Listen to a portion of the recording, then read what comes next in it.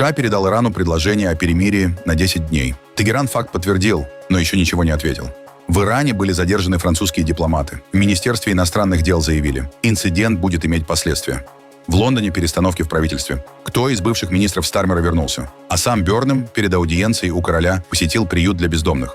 В британском Фарнборо открылся один из крупнейших в мире авиасалонов. Оборона вытесняет гражданскую авиацию. В Албании депутатов закидали яйцами. Суд заблокировал крупнейшую медиасделку. А Евросоюз оштрафовал на рекордные 550 миллионов евро. Алиэкспресс. В Канаде губернатор Онтарио резко ответил Трампу: «Ты не угрожай, а помоги». А в Испании празднуют футбольный триумф. А теперь об этом подробно и по делу. Это один день. Подпишитесь, поставьте лайк этому видео и оставьте свой комментарий. Заранее спасибо и начинаем.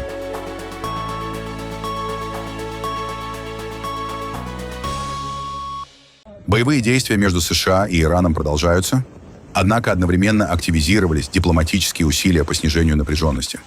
По данным Reuters, посредники передали Тегерану предложение о 10-дневном прекращении огня, которое могло бы стать шагом к возобновлению переговоров. Иран подтвердил получение предложений, но их содержание официально не раскрывает.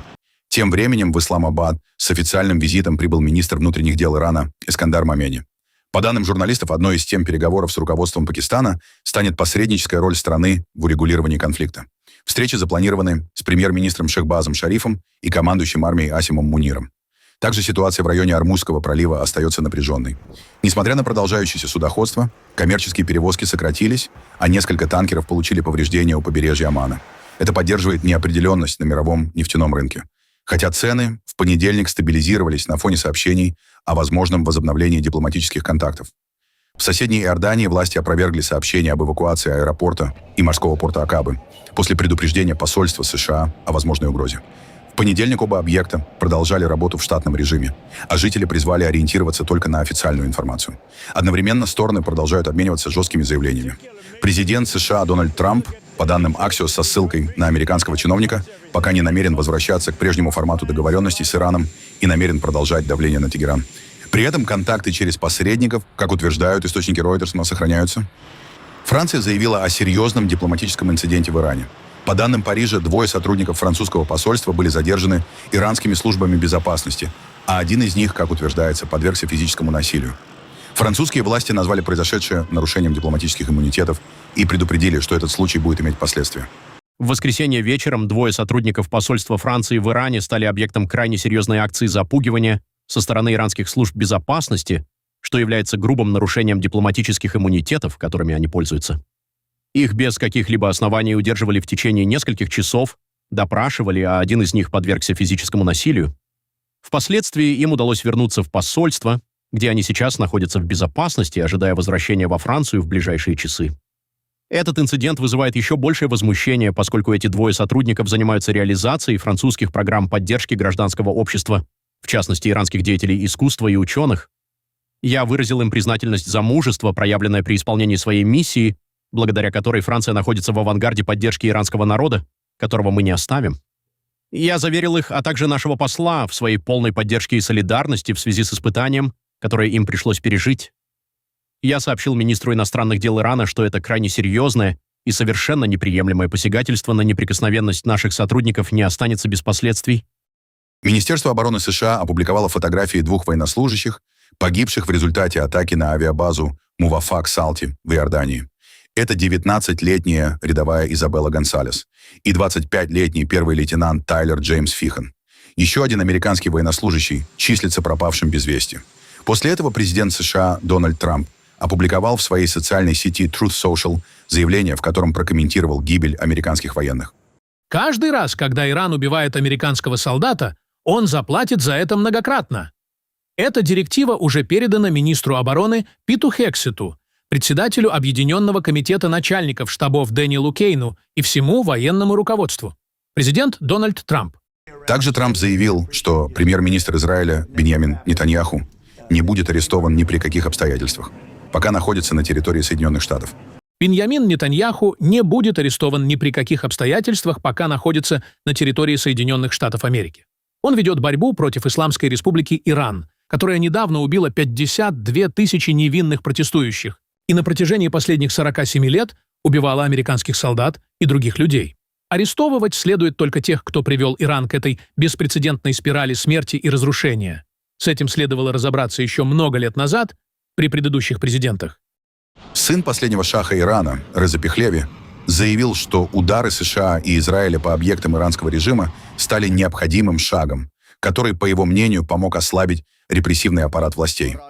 Он также подчеркнул, что будущее страны должны определять сами иранцы через демократический процесс.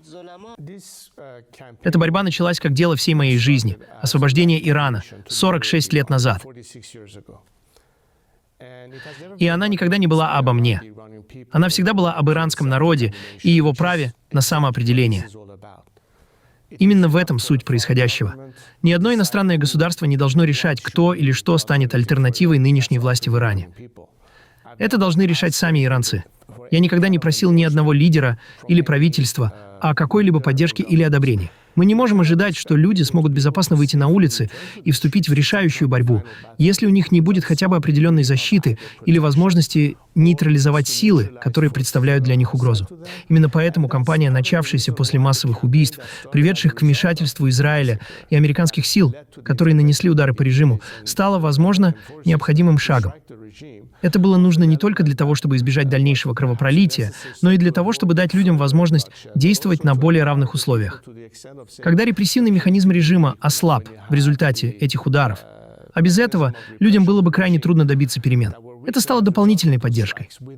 Именно такое внешнее вмешательство в некоторых случаях может оказаться необходимым. 8 и 9 января люди все еще мирно выходили на улицы, просто скандируя лозунги. Но когда происходит такое, нельзя рассчитывать, что теми же ненасильственными методами можно добиться результата, если режим действует именно так. Такое вмешательство на самом деле может помочь спасти больше человеческих жизней. Речь идет о том, чтобы защитить людей и не допустить новых жертв при режиме, который показывает, что не знает пределов в готовности убивать собственных граждан. Моя роль, как переходного лидера, заключается в том, что я не конечная цель, а мост к этой цели. Во-вторых, чтобы быть нейтральным арбитром, я должен оставаться над политической борьбой.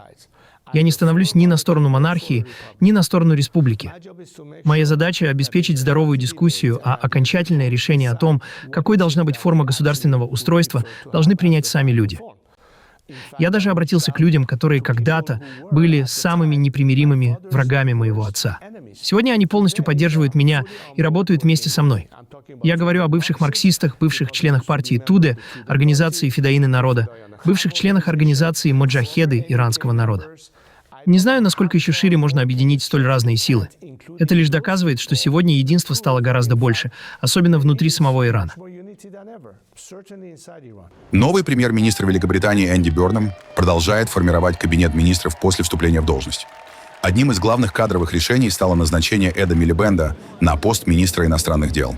Покидая Даунинг-стрит после встречи с премьером, он заявил, что считает это главной честью своей жизни. Милибенд – один из наиболее известных политиков лейбористской партии.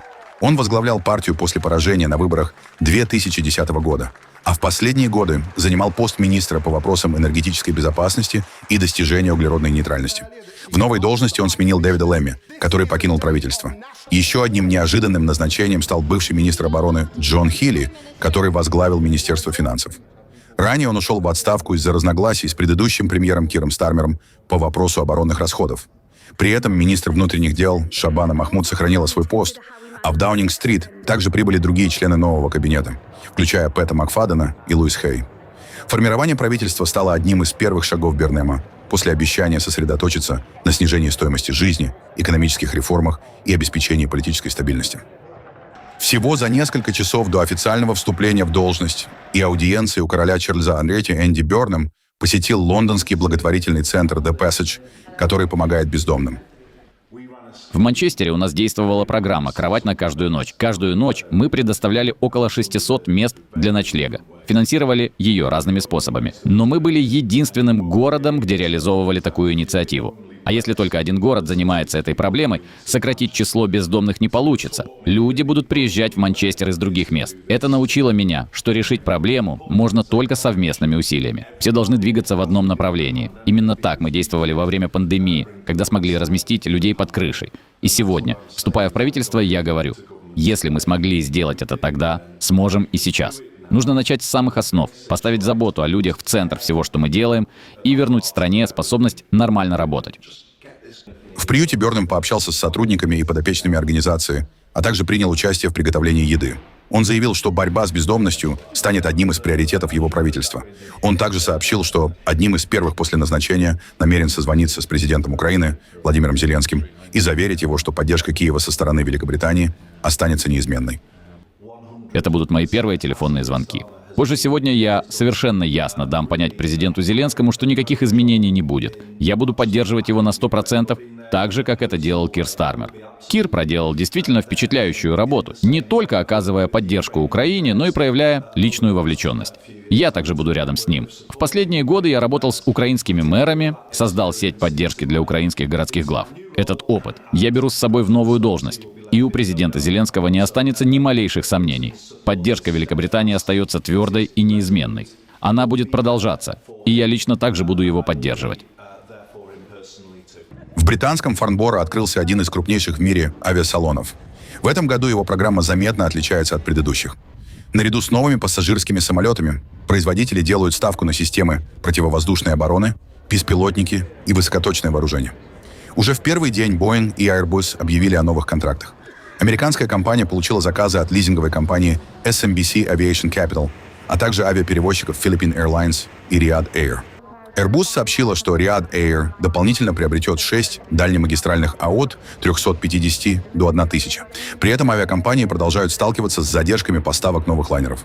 По оценкам экспертов, производители пока не успевают выполнять заказы из-за сохраняющихся проблем в цепочках поставок. Дополнительное давление на отрасль оказывают высокие цены на авиационное топливо, что в перспективе может привести к дальнейшему росту стоимости авиабилетов. В Киеве уже 5-й день продолжаются акции протеста после отставки министра обороны Михаила Федорова. В центре столицы вновь собрались несколько сотен человек. Участники держали плакаты с требованиями вернуть Федорова на должность, провести изменения в системе военного управления и уделить больше внимания потребностям армии. Во время акции протестующие почтили память погибших минутой молчания и исполнили государственный гимн. Тем временем президент Владимир Зеленский провел серию встреч с командирами армейских корпусов, а затем созвал специальное заседание Ставки. По его словам, впервые в таком формате командиры, представители оборонной промышленности, Министерство обороны, Министерство финансов и профильных служб напрямую обсудили реальные потребности фронта. Речь шла о поставках вооружений, беспилотников, боеприпасов, работе оборонных предприятий и устранении проблем в системе обеспечения войск. Зеленский заявил, что такие совещания станут регулярными, а консультации с командирами корпусов продолжатся и в ближайшие дни. Министр иностранных дел России Сергей Лавров встретился в Москве с главой МИД Северной Кореи Цой Сон Хи. Их переговоры прошли спустя день после того, как представительницу Пхеньяна в Кремле принял Владимир Путин. Россия и КНДР продолжают укреплять сотрудничество. После подписания договора о стратегическом партнерстве Москва и Пхеньян расширили контакты, в том числе в военной сфере.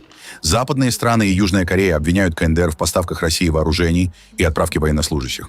Москва и Пхеньян подтвердили, что северокорейские военные участвовали в боях в Курской области. Наиболее ярко это проявилось в Курской области, где бойцы Корейской народной армии плечом к плечу сражались вместе с нашими бойцами за российскую землю как за свою, и ценой жизни приближая освобождение этой земли от укронацистов и иностранных наемников. И наш народ никогда не забудет беспримерные подвиги, исключительное мужество корейских военнослужащих, их самоотверженность, которые были проявлены в ходе сражений вместе с нами в одном окопе против общего врага. В Венгрии начинается процесс избрания нового президента. После конституционных изменений, завершивших полномочия Тамаша Шуйока, парламенту предстоит определить нового главу государства. Премьер-министр Петр Мадьяр призвал депутатов отказаться от партийного подхода и выбрать кандидата, который сможет объединить страну.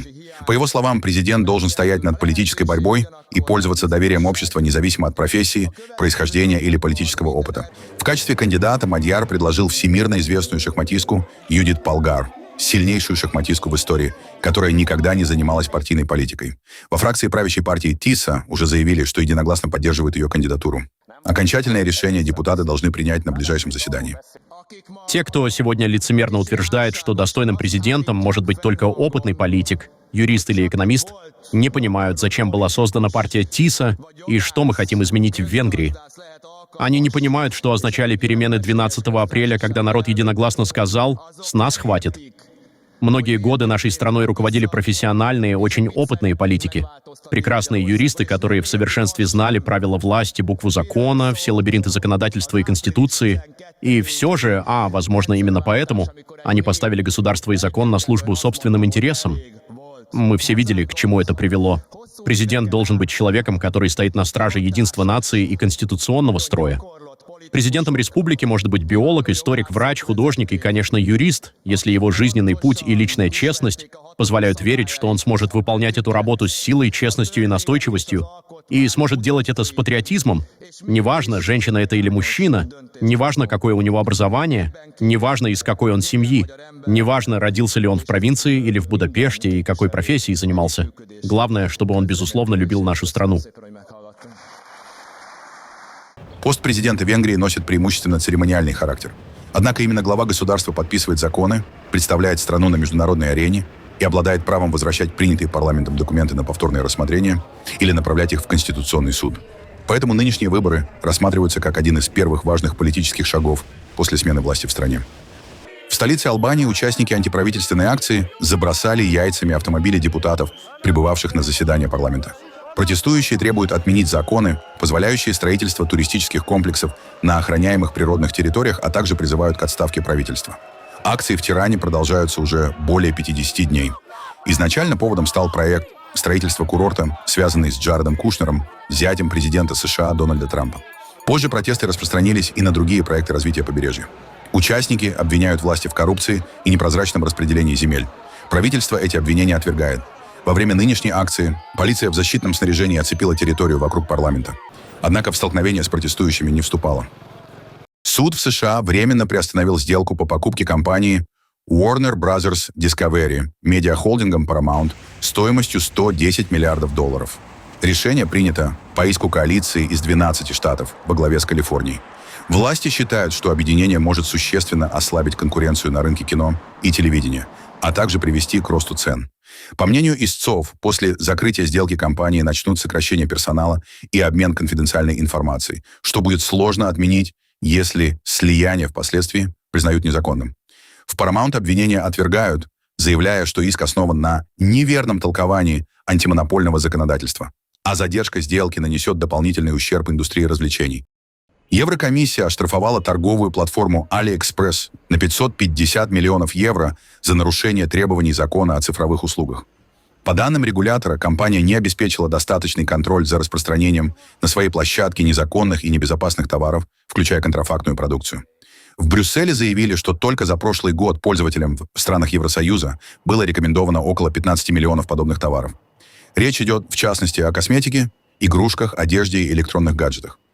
AliExpress обязали до 20 октября представить план по устранению нарушений. В случае, если Еврокомиссия сочтет предложенные меры недостаточными, компании могут грозить дополнительные санкции. Штраф стал крупнейшим из всех, наложенных в рамках Европейского закона о цифровых услугах. На севере Кипра прошли памятные мероприятия по случаю 52-й годовщины турецкой военной операции 1974 года, после которой остров оказался разделен. В церемонии приняли участие руководство непризнанной Турецкой республики Северного Кипра и представители Турции. Президент турок-киприотов Туфан Эрхюрман заявил, что турко-кипрская община является одним из двух равноправных основателей государства и не может считаться меньшинством. Тем временем ООН готовится к новой попытке возобновить переговоры по урегулированию кипрского вопроса. Лесные пожары стали поводом для новой перепалки между Канадой и США. Премьер-министр провинции Онтарио Даг Форд ответил на критику Дональда Трампа, который ранее обвинил Канаду в плохом управлении лесами и пригрозил новыми пошлинами. Форд заявил, что сейчас в самих Соединенных Штатах горят миллионы акров лесов, и призвал Вашингтон не обвинять соседей, а помочь в борьбе с огнем. По его словам, площадь пожаров в Онтарио продолжает расти, а причиной их распространения остаются природные условия и жаркая погода. Вчера Дональд Трамп вновь заявил, что Канада должна лучше управлять своими лесами. Он сказал, что не хочет, чтобы дым от пожаров попадал в США, и пригрозил ввести новые пошлины против Канады, если лесные пожары продолжатся. Что вы на это ответите? Мягко говоря, это разочаровывает. И мой ответ президенту Трампу такой. Если бы он действительно разобрался в вопросе, то знал бы, что один из крупнейших пожаров начался в Миннесоте. Нужно напомнить президенту Трампу, что сейчас в Соединенных Штатах горит 3,9 миллиона акров территории. И если бы у нас были свободные ресурсы, мы бы отправили их нашим ближайшим друзьям и союзникам. Вместо того, чтобы критиковать и угрожать Канаде, своему ближайшему другу, подумайте, однажды вам снова может понадобиться наша помощь, как это было в прошлом году, и мы отправим своих специалистов. Честно говоря, меня раздражает слушать весь этот вздор. И раз уж мы снова заговорили о президенте Трампе, вы меня уже завели этой темой. При всех возможностях, которыми располагают США, он сидит и жалуется. Почему бы не отправить к нам самолеты-амфибии для тушения пожаров? Почему бы не начать помогать нам? Мы бы помогли вам без малейших раздумий. Недопустимо, что президент Трамп по-прежнему хочет вводить против нас пошлины, вместо того, чтобы помочь. Вот в чем суть. Разве не иронично, что из всех 50 штатов только губернатор Массачусетса Маура Хилли позвонила и спросила: «Как у вас дела? Чем мы можем помочь?» Вместо того, чтобы сидеть и жаловаться, почему бы президенту Трампу не предложить помощь? Но опять же, сейчас в США тысячи лесных пожаров. Однако вы никогда не услышите, чтобы Канада жаловалась на дым, который приходит, например, из Калифорнии в Британскую Колумбию или Альберту. Мы делаем все, что в наших силах. Это стихия, это природа. Такое происходит во всем мире. Во Франции, Ирландии, Австралии и многих других странах. Мы считаем, что соседей нужно поддерживать. И очень жаль, что президент, похоже, не разделяет этого подхода. Я всегда разделяю американский народ и замечательных губернаторов, и президента Трампа. Чемпионов мира по футболу торжественно встретили в Мадриде. После возвращения из Нью-Йорка сборную Испании приняли во дворце Сарсуэла король Филиппе VI, королева Летисия, принцесса Леонор и принцесса София. Монарх поздравил команду с победой и назвал ее одной из величайших в истории испанского спорта. Теперь вы навсегда будете носить эти две звезды, которые так ярко сияют для всей Испании. Но каждый из вас – часть поистине звездной и легендарной команды в истории нашего футбола и испанского спорта. Когда играют наши команды, играет вся страна. Помните, это команда всей страны. Теперь, когда вы победили для всей Испании. Мы получили огромное удовольствие, и для нас четверых было большой честью наблюдать за вашей игрой в финале, разделить с вами радость в момент, когда вы подняли над головой этот трофей, а теперь приветствовать вас дома с благодарностью от всей Испании. Затем футболисты во главе с капитаном Родри посетили правительственный дворец Монклоа, где их поздравил премьер-министр Педро Санчес. Но даже те из нас, кто не является экспертом в футболе, получили огромное удовольствие, наблюдая за вашей игрой. Во-вторых, спасибо вам за ваши усилия. Потому что даже если ты очень хорош, выйти в финал чемпионата мира – задача непростая. И, наконец, вы подтвердили слова Луиса Арагонеса. Финалы не играют, финалы выигрывают. Теперь вы выиграли 2 из 2. Так почему бы не мечтать о 2030 годе? Почему бы не мечтать, что звезд будет не 2, а 3? Тем более, что чемпионат мира 2030 года примет Испания. После официальных церемоний команда отправилась на праздничный парад по улицам Мадрида. Мощный ветер, проливной дождь и внезапные поводки. Но все это под контролем инструкторов. В китайском Ханчжоу работает центр, где посетителей учат действовать во время стихийных бедствий. Здесь имитируют тайфун с порывами ветра до 165 км в час, а также горные и городские наводнения. Для этого используют сотни тонн воды, создавая условия, максимально приближенные к реальным.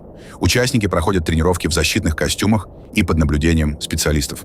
Организаторы говорят, что интерес к таким занятиям растет на фоне все более частых экстремальных погодных явлений.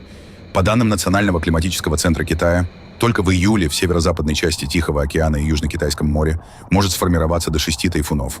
Это значительно выше среднего показателя. Центр открылся в мае прошлого года. С тех пор его посетили более 160 тысяч человек. Школьники, спасатели и обычные жители. В ближайшие 3 года в Китае планируют открыть еще 5 подобных площадок, где будут моделировать не только тайфуны и наводнения, но также пожары и землетрясения. Главный совет инструкторов остается неизменным. Во время тайфуна безопаснее всего не выходить из дома. Если же оказаться на улице все-таки необходимо, важно сохранять устойчивое положение, внимательно следить за окружающей обстановкой и не терять ориентацию даже при сильном ветре и ливне.